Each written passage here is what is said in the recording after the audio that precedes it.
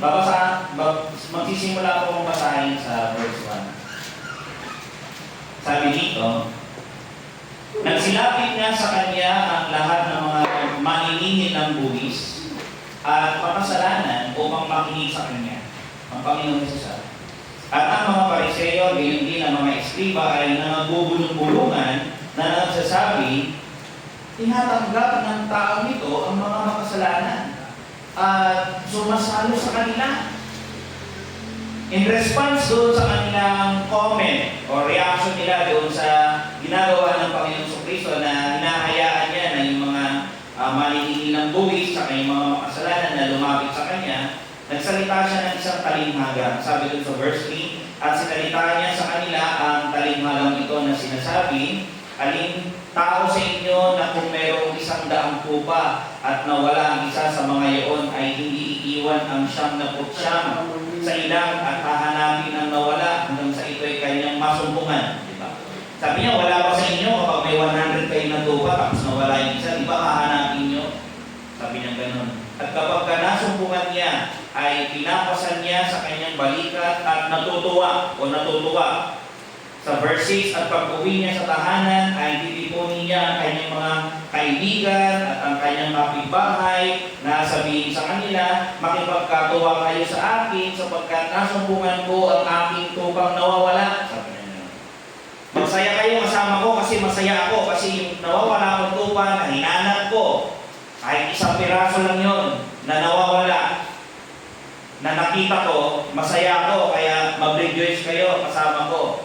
And then sabi niya rito, sa verse 7, sinasabi ko sa inyo na gayon din, magkakatuwa sa langit dahil sa isang makasalanang nagsisisi kaysa 99 na taong matuwid na di nangangailangang magsipagsisi. Binabanggit niya rito na sa langit, nagkakaroon daw ng celebration, nagkakaroon ng pagsasaya o ng pagkakatuwa doon sa langit kapag may naliligtas o nagsisising tao. Alam niyo, unang masaya sa langit, hindi yung angels. Ang Diyos ang unang masaya. And then secondly, yung angels nagre-rejoice sila every time na may nako-convert o naliligtas na tao. Kaya kung nung naligtas tayo, nagsaya sila doon. Kasi masaya ang Diyos. And then pag binasa natin ito sa verse 8, mayroon dito na babae na nawalan ng putol ng pilak, hinanap niya, nung nakita niya, ay naging masaya din siya, tinawag din yung mga kaibigan niya, and even so, doon sa verse 11, ito yung parable. Sabi rito, at sinabi niya may isang tao na may 2 anak na lalaki. This is the parable of the prodigal son. Na same thing yung story na nung bunsong anak na lalaki umalis, dumating siya sa kahirapan, napagtanto niya yung mga kasalanan niya, inisip niya na bumalik siya doon sa ama niya, at ganoon ang kanyang ginawa. Siya'y nagsisi, bumalik siya sa ama, yung ama tinanggap siya, niyakap siya, binalik yung mga iniwan niyang mga bagay-bagay. Sinutan siya ng maayos na damit, ng magagong damit, pinaganda siya. Pero same thing yung idea rito, na every time na may naliligtas na tao, ang Diyos ay nagsasaya, at ang iba pa ay nagsasayang kasama niya. Ganun, makikita natin na ang Diyos, para maligtas ang isang tao, ay ginagawa niya ang lahat, hinahanap niya yung tao. Kaya tayo mga naligtas, makakasalamin natin yung sarili natin dito, na tayo ay isa doon sa mga hinanap ng Panginoon at kanyang nakita. Diba? Naligaw tayo, hinanap niya tayo, at tayo nasumpungan niya, na tayo iniligtas niya, at tayo ibabendik niya doon sa kanya. Ang title ng aming message ay, When No One Cares But Jesus. Okay? Minsan tumawag tayo sa point na parang walang taong may concern sa atin, no? Nakikita natin, dumating tayo sa point na ang may concern na lang pala sa atin na makikita natin ay walang iba kundi ang Panginoon sa Kristo. Minsan ang mga tao i-fail talaga tayo, pero Jesus will never fail us. Let's bow our heads and pray. Lord, we thank sa araw na ito. We pray for guidance, we pray for insight, we pray for humility, we pray for desire. We pray na mapuno po kami ng inyong potohan at ng inyong salita ngayong araw. Tawarin niyo po kami sa mga pagkakasala, pagkukulang, and may we see you high and lifted up ngayong umaga, Panginoon. Makita namin kayong mataas, makita namin yung mga sabi namin who we are before you, and may we all be humble sa inyong harap ng Panginoon. And may we give you the praise you deserve. May we give you the worship that you deserve. You deserve our time, Lord. You deserve our money, our strength, everything sa amin, Panginoon. Because you are our God. And we thank you for saving us through your bloodshed, through your beloved Son, our Savior, the Lord Jesus Christ. And give all glory sa inyo sa lahat ng ito. Sa kanyang pangalan din ay itong aming dalangin. Amen. Again, ang title ng aking message ay When No One Cares But Jesus. Sa story na ito, pamilya kayo. Sino nakabasa na nito? Nakabasa na niyan. Ng ilan. Siguro iba nasa ibang reading or ibang part ng Gospels, no? Pero yung iba dito, baka nabasa nyo na yan, alam nyo na yung kwento ng ilang ulit, di ba? Pero ako personally, natutuwa ako dito. Na-enjoy ko itong passages na to. Gusto ko yung passages na ito. Parang kung ako, iisipin natin, ang ganda ng pagkakalagay ng passages na to dito. Kasi alam nyo yung mga talatang ito, pag binasa nyo yung buong Luke chapter 15, one thing na gagawin nito sa isang tao, bibigyan ka niya ng pag-asa. Ganun yung chapter na to, bibigyan ka ng pag-asa nito. Na kahit nandun ka sa kalaliman ng kasalanan mo, na yung buhay mo parang wala ng saysay, wala kang makitang pag-asa sa paligid mo, pero yung chapter na ito, kung ito ay iyong babasahin, ikaw ay makakakita ng pag-asa sa Panginoon Kristo. May kita mo rito na ang Panginoon ay concerned pala doon sa mga makasalanan, na siya ay naghahanap ng mga makasalanan, na siya ay nakikinig sa kanila. Alam mo yung chapter na ito, hindi lang ito nagpapakita nagbibigay ng pag-asa sa atin. Sa pamamagitan din ng mga talatang ito, itinataas din ito ang Panginoon Kristo. Yun ang nakakatawa dito na naitataas ang pangalan ng Panginoon Kristo kasi siya yung tagapagligtas ng mga tao na willing na lumapit sa Kanya. At the same time, yung mga talatang ito, kasi makikita natin kanina may mga lumalapit daw na lalaki sa Kanya, di ba? Yung mga religious leaders. Yung mga willing na lumapit sa Panginoon Kristo, makakasumpong sila ng kaligtasan. Kasi yung mga sabi nga dito, pag binasa niyo yung context natin doon sa verse 1, sabi dito, sino daw yung mga lumalapit sa Kanya, yung mga maniningil ng buwis, tsaka yung mga makasalanan. Na walang pumapansin ng mga tao dyan sa mga tao na yun, wala silang pakialam dyan. Pero dito, pag pinansin mo yung istorya, ina-entertain daw sila ng Panginoon pag lumapit sa Kanya. Walang pakialam sa kanila yung mga religious leaders, pero ang Panginoon Kristo, meron. Merong pakialam ang Panginoon Kristo sa iyo. Concern siya sa iyo. Pero dito, hindi lang naitaas ang Panginoon Kristo, nakita natin na mayroong pag-asa ang mga makasalanan. Makikita mo rin dito kung gaano kasama yung mga religious leaders during their time or during that time. Kasi pag nabasa natin dito, doon yung malis nila Kasi nakita nila na, bakit? Kinakausap niya yung mga yan. Mga maniningil ng buwis, tapos mga makasalanan. Hindi nga obedient yan kay Lord Hindi yan sumusunod sa mga commandments. Ganon kasi ang idea nila noon Itinuturing nila na makasalanan na yung mga tao, particularly yung mga hindi sumusunod sa law, doon sa batas. Hindi religious ang dating. Sa kanila, senior yan, dapat hindi na kinakausap yan. Dapat yan, ini-excommunicate, hindi pinapansin ng mga yan. Nakita nila, ini-entertain sila ng Panginoon. Ganon yung kanilang nararamdaman. Tatlong bagay yung gusto kong makita natin dito. Una, the willing outcast. Okay? Yung mga itinaboy, yung mga walang pumapansin. Willing. The willing outcast. Kasi kahit ayaw sa kanila ng mga religious leaders, pero sila, willing silang lumapit sa Panginoon Kristo. Ine-entertain sila ng Panginoon. Pangalawa, makita natin the criticizing leaders. Tignan natin sila in depth. Okay? And then thirdly, tignan natin dito yung the seeking and receiving Savior. Ito maganda Tignan natin yung tagapagligtas na naghahanap at tumatanggap ng makasalanan. Ang sabi kanina, Christ received sinful men. Kung kayo ay makasalanan, tumakbo kayo sa Kanya. Siya lang ang makapagliligtas sa inyo. Yung mga passages kanina, hindi natin binasa lahat, no? Pero itatry natin mamaya na i-highlight yung mga passages na yun. Tignan muna natin dun sa verse 1. Ang sabi, yung sabi dun sa verse 1, Nagsisilapit nga sa kanya ang lahat ng mga maningingil ng buwis at makasalanan upang makinig sa kanya. Then drew near. Ito, makikita natin na yung chapter, nagbukas siya, yung verses na ito, na yung mga tao doon ay lumalapit sa Panginoon Kristo. Binanggit kung sino sila, mga publikano, mga makasalanan. Alam niyo, pag pinansin natin itong chapter na ito, yung verse 1 na ito, i-connect natin doon sa previous chapter. Bakit nagsilapit sila sa Panginoon Kristo? Kung aware tayo doon sa previous chapter, punta niyo doon sa Luke chapter 14. Ang sabi doon sa verse 1, at nangyari sa pagpasok niya sa bahay ng isa sa mga pinuno ng mga Pariseo, in-invite ng isang chief priest ang Panginoon Jesus, tapos ng chief Pharisee, tapos pumunta daw siya ng isang Sabat upang kumain ng tinapay at inaabangan nila siya. Sabi niya gano'n. In-invite ng Panginoon, pumunta naman siya na kumain siya kasama ng mga nag-invite sa kanya, yung chief Pharisee. Nakakatawa ang Panginoon kasi kapag in-invite mo, pupunta siya eh.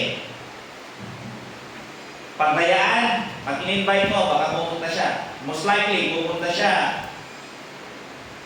Kaya dito, pag binansin natin, sa chapter 14, galing pala siya sa bahay ng isang chief Pharisee na in-invite siya para kumain. Chapter 15, tignan nyo. Ano ang ginawa nila dyan sa chapter 15?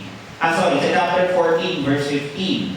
Sabi dyan, at nang narinig ito ng isa sa nakakaupong kasalo niya sa dulang, doon sa mesa, doon sa kainan. So, yung context ng chapter 14, ang Panginoon ay kumain kasama ng isang chief Pharisee. Ganun ang nangyari Tapos, pag pinansin natin, doon sa chapter 14, verse 25, mag-move, forward. Baba lang tayo ng chapters. Doon sa verse 25, mukhang tapos na yung pagbisita niya doon sa bahay. Ang sabi rito, and there went great multitudes with him, and he turned and said unto them, nagsisama nga sa kanya, if any man come to me and hate not his father and mother and wife and children and brethren and sisters, yea, and his own life also, he cannot be my disciple. Pagkatapos siya kumain doon sa bahay ng chief Pharisee, umalis siya, most likely, nangaralan naman siya, may mga tao daw na sumusunod sa kanya. And then, ang sabi niya dito, nagbigay siya ng lesson about discipleship.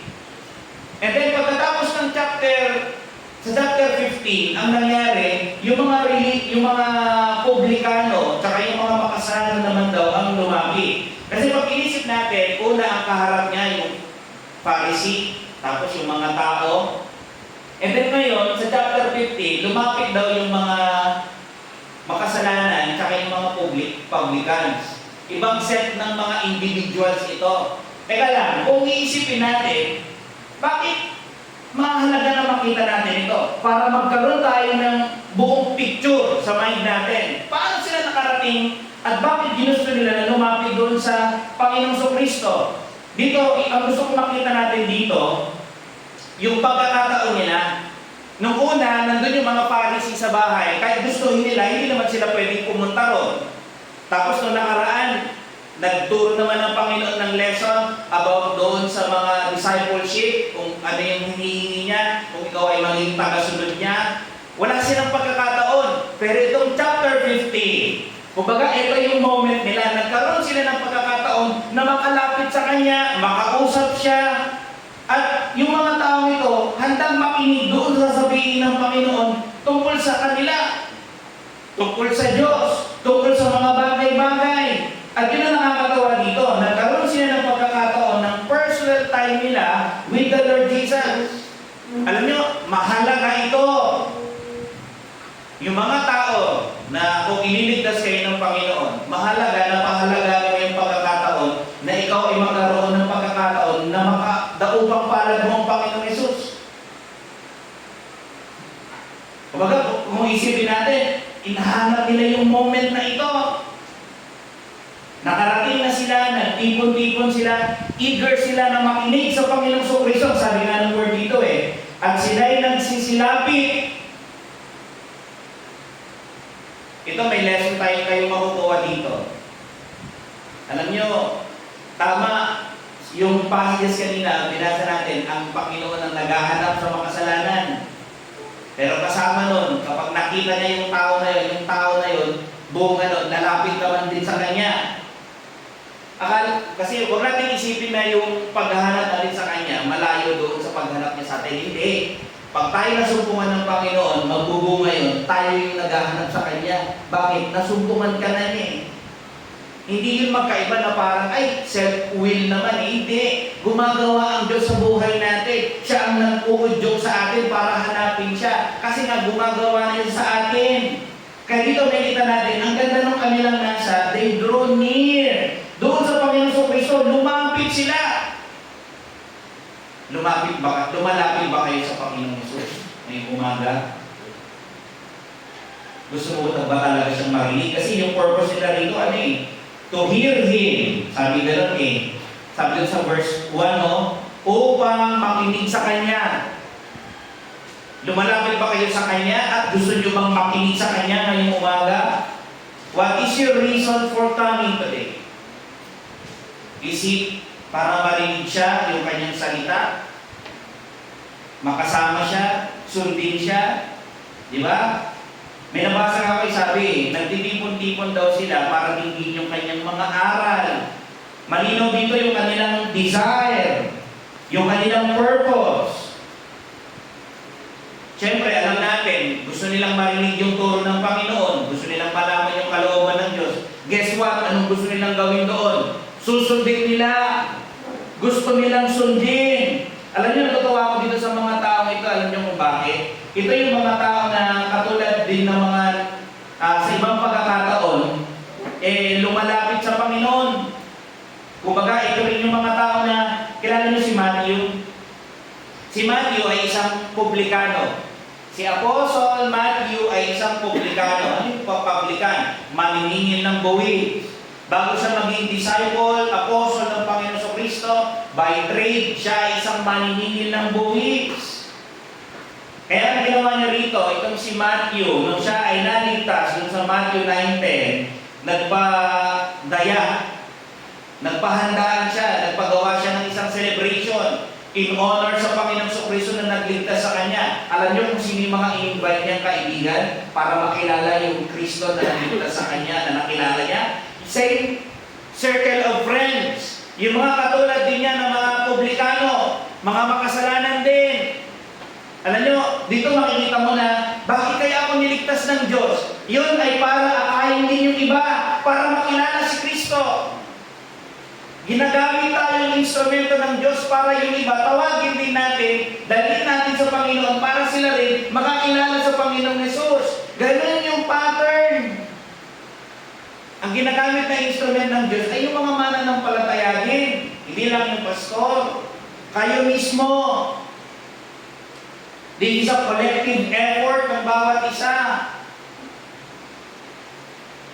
Alam nyo, kung iisipin natin, mahirap nga yung time nila eh. Kasi nung mga pagkakataong ito, yung mga Pharisee na yan, hindi nila tinatanggap yung mga ganitong tao, yung mga publikano, mga makasalanan. Yan yung mga klase ng tao na hindi nila pinapansin. Yan yung mga klase ng tao na hindi nila ina-entertain. Hindi nila kinakausap yan. Sa time na ito, ang trato ng mga religious leaders sa mga publikano at sa mga sinners na yan, yan yung mga tao na yung katangian daw nila, mga notorious, mga scandalous yung ugali nila. Pag ikaw na-associate sa kanila, maladamay ka. Kasi nga, masama yung ugali nila, masama yung ginagawa nila eh. Kaya yung mga Pharisees, dinilis-associate nila yung sarili nila sa mga ganyang klase ng tao. Kaya ang nangyari ito, mga tao ito, sila yung outcast. Alam niyo yung outcast? Rejected.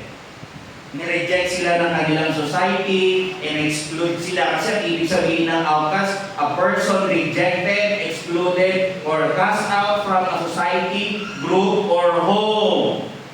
Nung time na ito, pag ikaw ay publikano, maniningil ka ng buwis, hindi ka nila pinapansin. Ayaw nila sa'yo. Kasi kung aalamin ninyo, bakit nagkaganon? Bakit ayaw nila dun sa mga publikano? Ganun yung attitude ng mga Pharisee. Kaya nung nakita nilang Panginoon na kasama niya ito, ba't siya nakikisama yan? Yung mga kasama yan, bakit nagkaganon sila? Kasi sa panahon nila, yung mga publicans daw, sa nabasa ko, sabi ng isang article, and sinners were considered social and religious outcasts in the first century Judea. Alam niyo kung bakit? Despised by the Pharisees, ito tawag sa kanila, ito yung Turing. They are sabi gano'n, no? Despised by the Pharisees as traitors and morally impure. Naku, mga sama yan. Traitor pa ngayon. Imagine mo mga Jew, tapos naniningil sila ng mga buwis doon sa mga kapwa Jew. Tapos nagtatrabaho sila under the government ng Rome. Di ba napakasama? Tinatraidor nila yung mga kababayan nila. Ganun ang tingin sa mga publikano. Let alone, maraming mga publikano, corrupt din.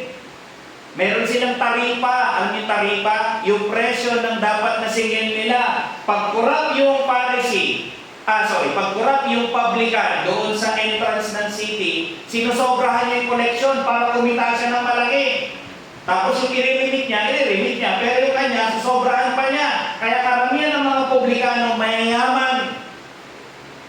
Nalala niyo nun si Zacchaeus? Ano sabi ni Zacchaeus? Lord, kung may niloko ko, ibabalik ko ng ika-4 na ulit. Most likely, corrupt siya nun. Kaya ganito yung tingin sa kanila, itinuturing silang traidor sa Israel.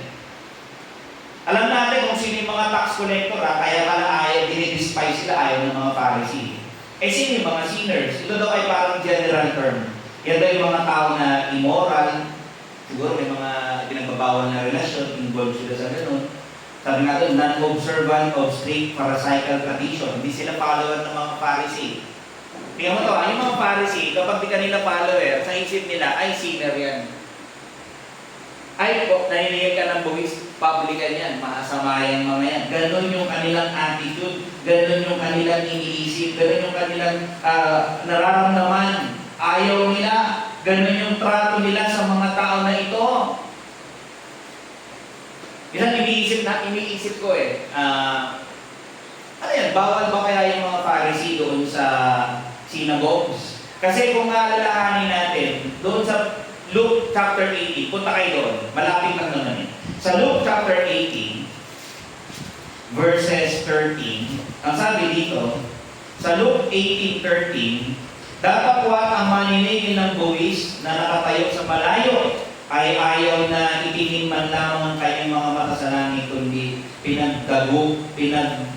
dinadagukan ang kanyang dibdib na sinasabi, Diyos, ikaw ay mahabag sa akin na isang makasalanan.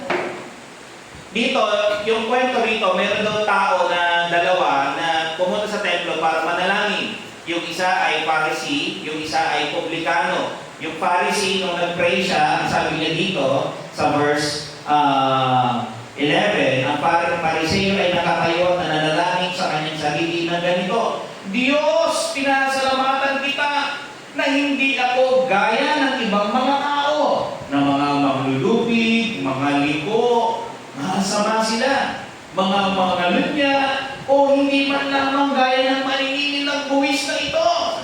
Siguro nagpipray na kabilat yung mata. Nakikita niya Lord, thank you po Hindi ako katulad nun. Lord, thank you po Hindi ako katulad ni ganito. Yan, dito naman sa church. Tapos ganito naman yung ginagawa niya. Hindi ako ganyan, Lord. Thank you po. Nakita niya yung mali ng iba, pero yung sarili niya hindi nakikita yung mali. Yung tamang attitude dito is katulad dapat nung sa publican. Hindi niya na magawang lumapit pa doon Bakit? Sobrang bigat ng kanyang nararamdaman. Dinadagukan na nga daw niya yung kanyang dibdib Anong sabi daw niya? Di ba? Nakatayo lang siya doon sa malayo. Sabi niya, Diyos, ikaw ay mahabag sa akin na isang makasalanan, Lord. Wala akong ibang masabi. Umiyak ng tawad sa mga mali ko. Kahabagan niyo po ako, Lord. Yan yung attitude ng pinuri ng Panginoon. Ang sabi rito ng Panginoon sa Kristo, sabi niya, sa verse 14, bigyan niyo, I tell you, this man, yung dinadagukan yung dibdib daw niya, yung publikano, went down to his house justified rather than the other. Nanakaw at umuwi sa kanyang bahay ang taong ito na inaaring ganap kaysa isa. Sino daw doon ang pinatawad? Yung binabagbag, dinadagukan yung kanyang dibdib. Bakit? Wala siyang, hindi niya pinagtiwalaan yung sarili niya, pinagpakumbaba niya yung sarili niya, umaakit siya doon sa awa ng Diyos. Ano to in an Old Testament setting. Okay? Kasi ngayon kung tayo lalapit sa Diyos, papatawarin tayo ng Diyos ngayon sa New Testament setting. The only way para ma-obtain natin yung forgiveness ng Diyos is through the Lord Jesus Christ. We must know Him, we must believe in Him. Yun ang requirement ngayon. Ito, in an Old Testament setting, sabi ng Panginoon, Jesucristo, inaring ganap daw yun, pinatawad daw yun ng Diyos. Pero dito kung isipin natin, yung nararamdaman ng Pharisee, kahit siya mismo, hindi niya na gustong lumapit doon. Pero nung time daw ng Panginoon Jesucristo, yung mga religious leaders daw, hindi naman daw nila totally na binawalan yung mga publicans na lumapit dun sa templo. Kasi may tanong nila, bakit ang layo niya? Lagi siya lumapit. Ano yung dalagang ba yun ng habang ng dami niya o sa sobrang humility niya, hindi niya magawang humarap sa Panginoon at lumapit pa ng mas malapit sa templo. Kaya pinili niya doon sa malayo. Hindi kaya pinagbawalan siya ng mga Pharisee, ng mga religious leaders. Hindi naman daw. Hindi naman totally ganun daw.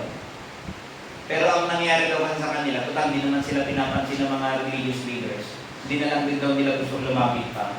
Parang inilayo na lang nila yung sarili nila. Napilitan na rin sila. Total, ayaw rin naman sa amin. Hindi nyo naman kayo concern sa amin. Wala naman kayong pakialam sa amin. Ano man yung nararamdaman namin, pinagdaraanan namin.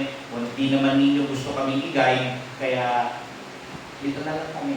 Ganun daw yung nangyari dito. Nakakatawa no, yung lalaking ito. Nandun yung kanyang humility.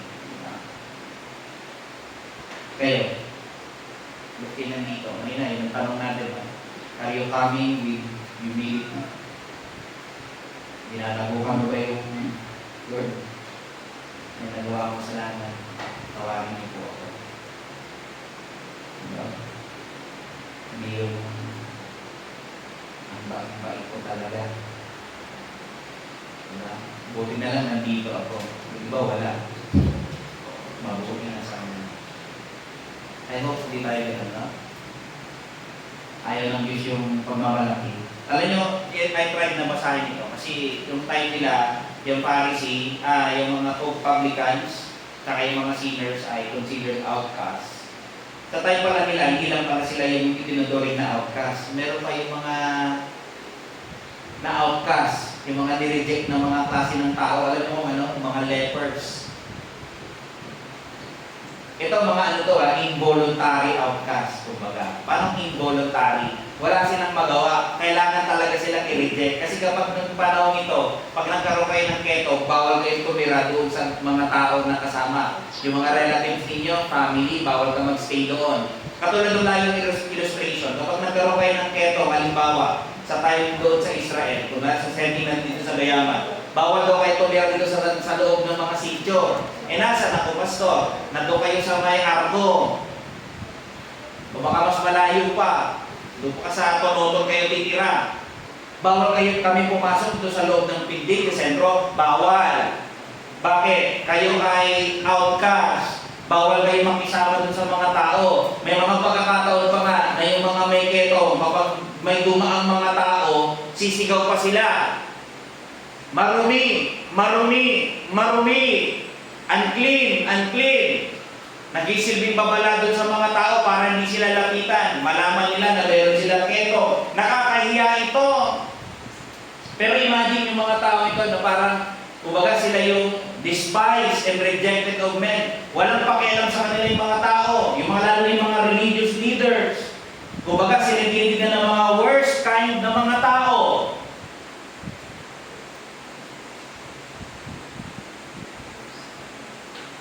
Di ko lang alam, nararamdaman niyo naman na para tayong outcast. Parang walang pakialam yung mga tao sa akin.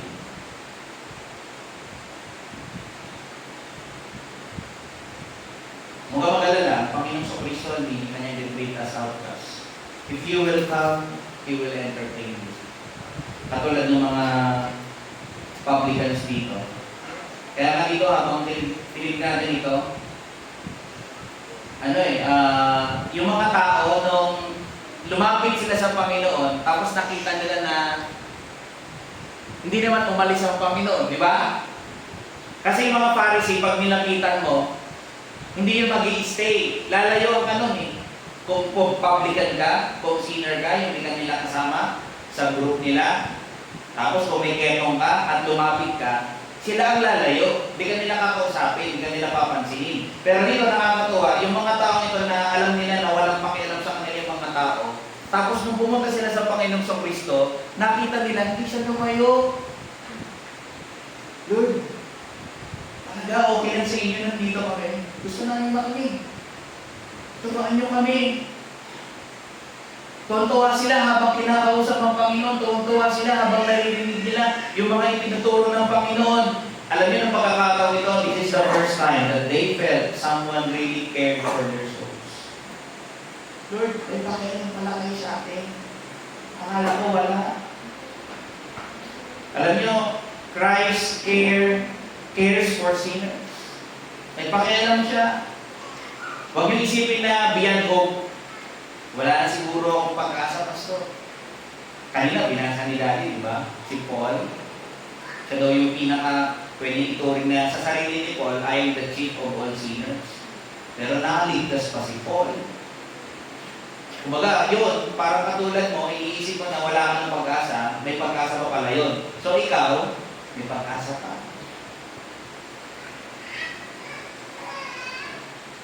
Kahit yung mga pinakamatigas na puso ng mga tao, kaya niyang iligtas, nalalagay yung magnanakaw sa cross. Yun nga eh, sa huling hininga niya, naligtas pa eh. Ikaw pa kaya? Yung lalaki nakatanggap ng awa galing sa Panginoong Kristo. Si Pablo nakatanggap ng awa sa Panginoong Kristo. Tinanggap siya ng Panginoong Kristo. Pinatawad siya ng Panginoong Kristo. Ililigtas niya yung magnanakaw, yung mga publikanong ito. Hindi niya ba iniligtas? Marami sa mga publicans at yung mga sinners ang nasave. Diba, dinala sila ni Matthew, later on naging followers sila ng Panginoong Kristo. Kaya alam niyo yung mga nandito, if you will come to Christ today, if you will be willing, tatanggapin ka niya. Babaguhin ka niya. Hindi naman pwede na, ay, gusto pala ako ng Panginoong Kristo, kaya kahit hindi pala ako magbago, okay lang pala sa kanya. Walang ganon. Yung mga Pharisee na nandito, nagbago yung mga yan, tinalikuran nila yung mga mali nila. Kahit balita rin natin yung New Testament, wala kayong makikita dyan na follower ng Panginoong Kristo na hindi niya tinalikuran yung kasalanan niya. Wala kayong makikita. Lahat ng mga mananampalataya dito ay born-again Christians. Mga new person in Christ, mga bagong nilalang kay Kristo. Nagkaroon ng pagbabago sa kanilang mga buhay. Binago sila ng Panginoong Kristo sa kapangyarihan ng Diyos. Minsan kahit tayo mananampalataya, we cannot fully explain yung naranasan nating change. Basta alam ko, may time narinig ko yung Word of God and something happened sa life ko. Nagbago na. Pero if you will ask me, nasubukan kong i-explain sa'yo, na mahihirapan ako. Hindi ko alam kung paano, basta masasabi ko lang, nung narinig ko yung Word of God, makapangyarihan, binago yung buhay ko, binuksan ang isip ko, naiintindihan ko yung katotohanan. And then, from that time on, the more I know Christ, the more yung life ko na nagbago, o nagbabago pa. Pero alam dito nakakatuwa eh, yung attitude ng Panginoong Kristo, nang lumapit yung mga makasalanan sa Kanya, in-entertain niya. Pero alam niyo, yung mga tao, nung nakita nila yun, they misunderstood Christ. Nag-murmur sila, ang sabi ko sa Luke 15 verse 2, alam niyo yung murmur? Sabi dito, and the Pharisees and scribes murmur. Nagbubulong-bulungan. Ano ba yan? Tinatanggap ng taong ito ang mga makasalanan at sumasalo sa kanila. Di ba? Di ba hindi natin pinapansin yan, pero siya, sinasamahan niya. Ba't ganyan siya? Ang tanong doon, ba't ganyan sila? Alam niyo, ba't ganun sila? Mayabang sila. Full of pride yung kanilang mga hearts.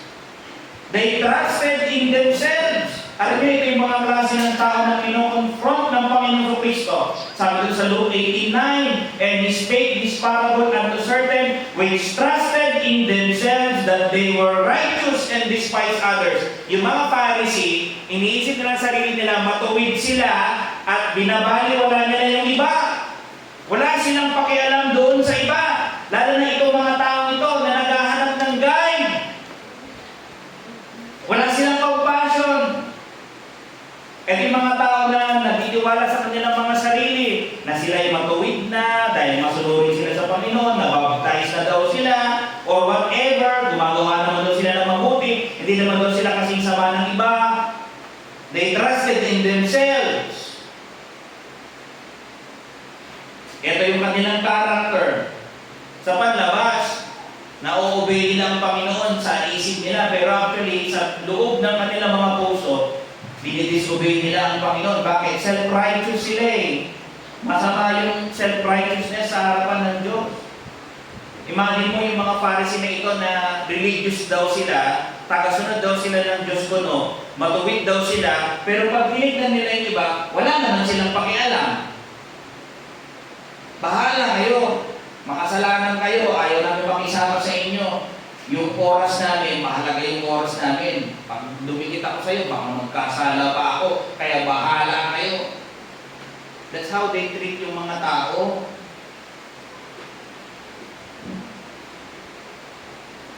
Dito, may kita natin yung murmuring nila. Nakikita mo eh, na ang Panginoon, in-entertain yung mga tao, kinausap yung mga tao. Yung love ng Panginoon sa mga tao, makikita mo eh. Pero ito, nung nakita nila, nagbulong-bulungan sila, makikita mo na andun yung sama ng loob nila. Masama yung loob nila, nakita nila na ang Panginoon ay nag-entertain ng mga tao, na yung mga tao ay masaya.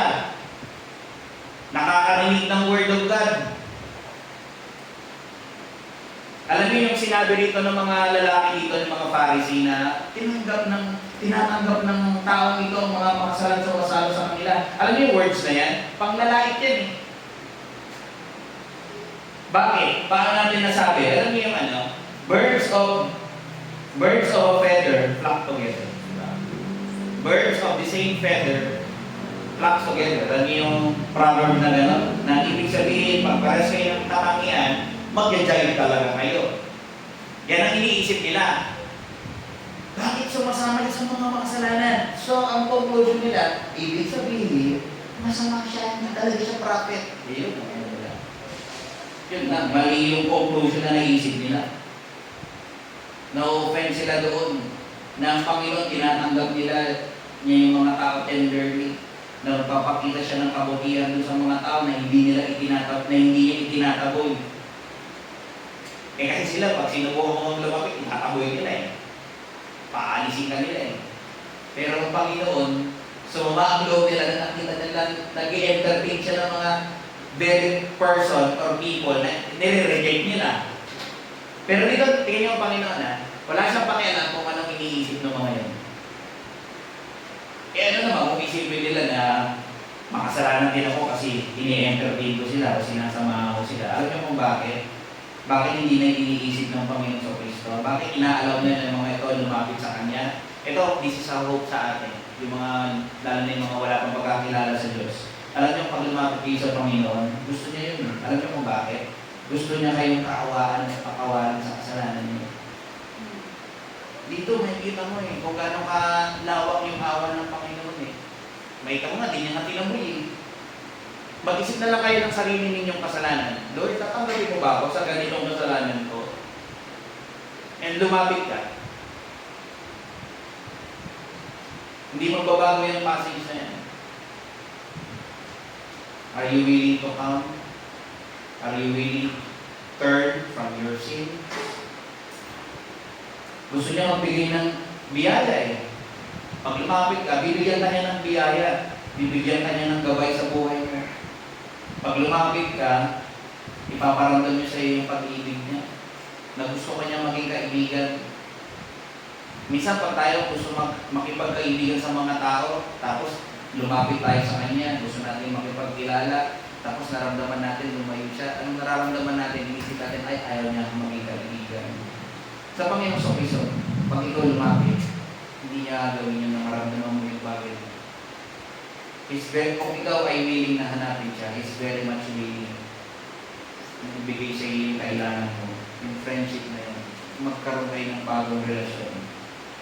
Alam mo yung passages na to, natutuwa ako kahit yung verse 1 and verse 2 lang. Bakit?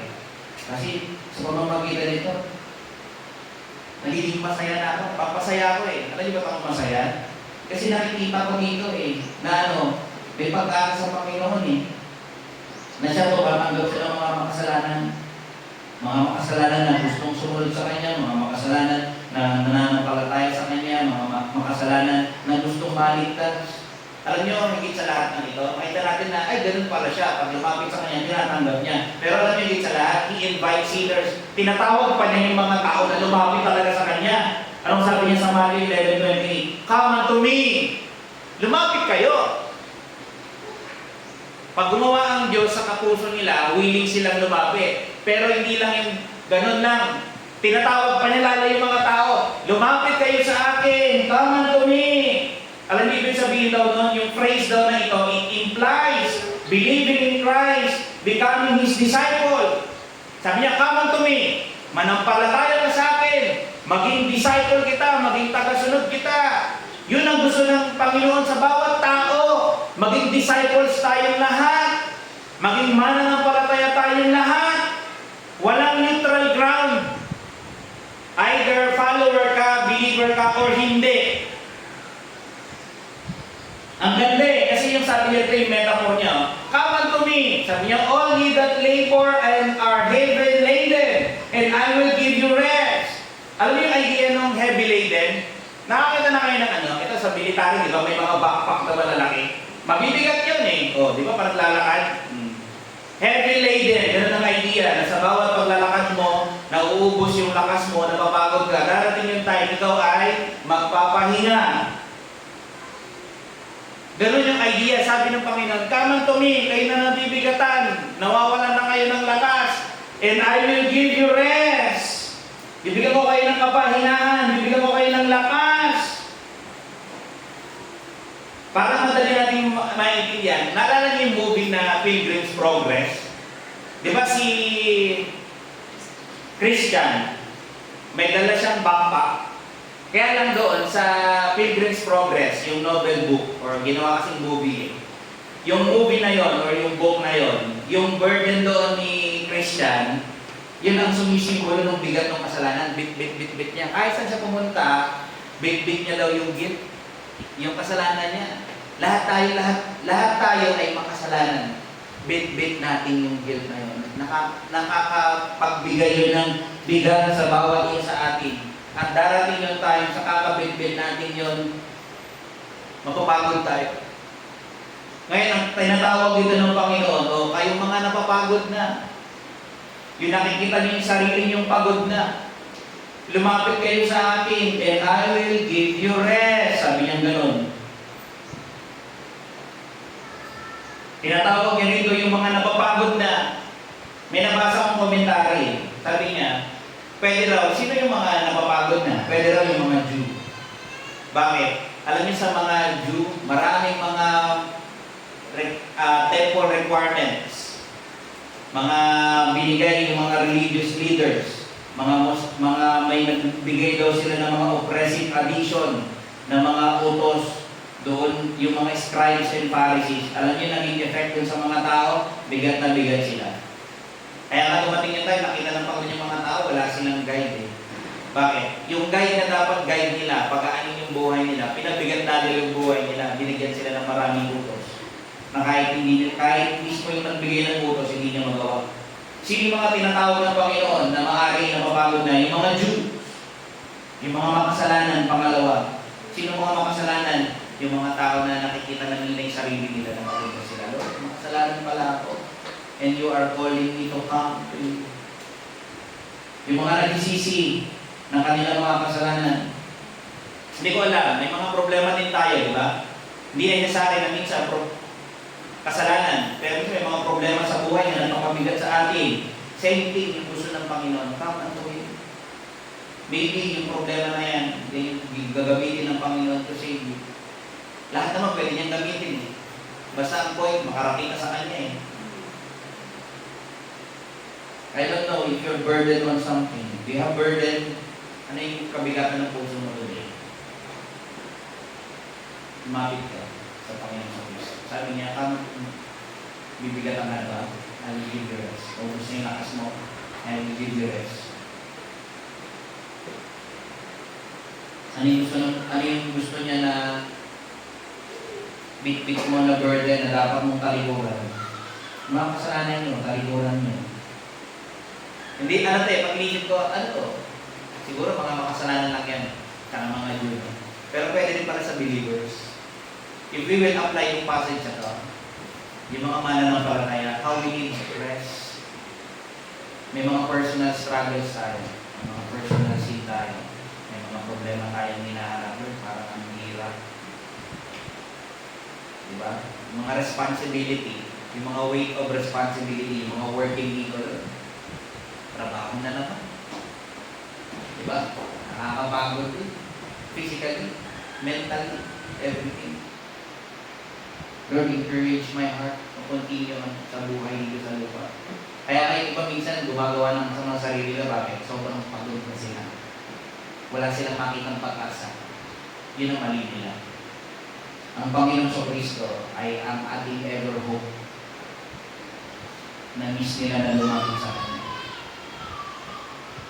Kung lalapit ka sa Kanya, He will give you rest. Pwedeng rest sa sins mo, rest sa problems mo, anything, everything. Do you need rest? How we need rest? Yung mga Pharisee na nung nag-question sa Panginoon, binigyan ko ng sagutin by giving them yung tatlo na parables. Yung the parable of the lost sheep, yung naliligaw na tupa, na hinanap, na ibalik, nagsaya, yung parable ng lost coin. Pag pinansin mo sunod-sunod pero same yung meaning ng story. Yung parable of the lost sheep, the parable of the lost coin, and the parable of the lost son, yung prodigal son. Nakikita ko dito yung, alam niyo yung passages na yun, dalawa yung pinapakita doon, that Jesus is the ever-seeking and receiving Savior. Naghahanap siya, at pag nakita niya, tatanggapin niya. Yun ang pinapakita ng mga passages na ito. Nalala niyo yung sa parable of the lost son? Tignan natin yun. Punta ka din sa verse 11. Sabi doon sa Luke 15:11. At sinabi niya, may isang tao na may dalawang anak na lalaki. At sinabi sa kanyang ama ng bunso, Ama, ibigay mo sa akin ang bahagi ng iyong kayamanan na uukol sa akin. Hinihingi niya na yung mana niya agad, buhay pa. Sabi niya, binahagi niya sa kanila ang kanyang pagkabuhay. Yung kayamanan ba, hinati na dun sa magkapatid, panganay sa kabunso. Yung bunso yung humingi. Sa verse 13, at hindi nakaraan ng maraming araw, anong ginawa ng bunso? Ay tinipong lahat ng mga anak na bunso ang kanyang ganang kanya. Ginawa niya lahat ng pera niya, lahat ng gamit niya, at naglakbay sa isang malayong lupain. Anong ginawa niya? At doon inaksaya ang kanyang kabuhayan sa paluging pamumuhay. Nagbulagsak, gastos ng gastos. Inubos niya yung kanyang minana, kayamanan ng pera. Sabi sa verse 14, of course, sa pag-aaksaya niya, ano nangyari? Dumating yung hangganan. Kahit gaano kalalim yung bulsa niya, naubos yung laman. Ang sabi niya dito sa verse 14, at nang magugol na niyang lahat, ay nagkaroon ng isang malaking kagutom sa lupain noon, at siya'y nagpasimulang mga ilangan. Nakita niyo? Naubos na yung lahat ng meron siya, multiple problem pa yung dumating, nagkaroon ng kagutom. Paano na siya ngayon? Ang ginawa niya, verse 15, na pumaroon siya nakisama sa isa sa mga mamamayan sa lupain niyon, ibig sabihin na masukan daw siya, at sinubo siya sa kanyang para upang magpakain ng baboy. Kumbaga, may part dito na parang symbolical na dumating na yung tao na ito na sobrang baba na ng sitwasyon niya. Nagpapakain na lang siya ng maduming baboy. Nasa time na ito, itinuturing na madumi ng mga Jew ang baboy. Ang sabi rito, at ibig sana niyang mabusog ang kanyang tiyan ng mga ipa na kinakain ng mga baboy at walang taong magbigay sa kanya. To the point, na sobrang gutom niya, gusto niya nang kainin pati pagkain ng Nakishare na rin siya. Di ko alam kung binugbog na may kangkong. Di ba? Pero imagine yung sobrang hirap niya. Ito yung mga time na sobrang hirap niya. Siguro nagpakain na siya, nakaupo na lang siya, nag-iisip-isip. Ito yung time na realize niya. Datapwat sa 17 nang siya'y makapag-isip, na-realize niya at sinabi niya, ilang mga alinang upahan ng aking ama ang may sapat at lumalabis na pagkain. Ako, rito'y namamatay sa gutom. Sa bahay ng tatay ko, yung mga tauhan niya doon, alam ko yun eh. Kasi galing ako ron eh. Sagahan sila doon, kahit mga tauhan lang yung tatay ko. Sabi niya doon, pero ako, tapos ako dito. Sabi niya, ano gagawin daw niya? Sabi niya, magtitindig ako at paruroon sa aking ama at aking nasabihin sa aking ama, Ama, nagkasala ako laban sa langit at sa iyong paningin. Ito yung time na nagsisisi na siya. Na-realize niya na yung mali niya. Gagawin daw niya babalik at magpapakumbaba daw sa tatay niya at hihingi siya ng tawad. Sabi niya pa, na-acknowledge ko na tama yun. Hindi lang sa'yo, lalong-lalo sa Diyos. Naging tampalasan akong anak, naging masama akong anak. Alam niyo ang ginawa niya, umuwi siya. Tapos sabi niya dito, yung script niya, sabi niya, Ama, nagkasala ako laban sa iyo at sa langit, sa iyong paningin. Hindi na ako karapat-dapat at tawagin anak mo, gawin mo akong tulad sa isa sa iyong mga alilang upahan. Yun ang script niya. Uuwi ako, sasabihin ko, patawad Ama, gawin niyo na lang akong alipin. At siya'y nagtindig at pumaroon sa kanyang ama. Pumunta siya, buwi. Datapwat samantala na sa malayo pa siya ay natanawan na siya ng kanyang ama. Malayo pa lang daw siya, nakita na siya ng tatay niya. At nagdalang habag at tumakbo at niyakap siya sa leeg at siya'y hinagkan. Ito nakakatuwa. Malayo pa lang daw siya, nakita na naalinag na siya ng tatay niya. Alam ko yun na, bakit ang payat na niya? Bakit ang pangit na ng damit niya? Nahabag daw siya eh. Nagdalang habag. He had compassion. Ay hindi, tayo ko na lang, papunta naman na dito yun. Hindi ganun ang ginawa ng tatay, napaka-picturesque ka. Alam ginawa ng tatay, tumakbo siya. Di ba alam ilang taon?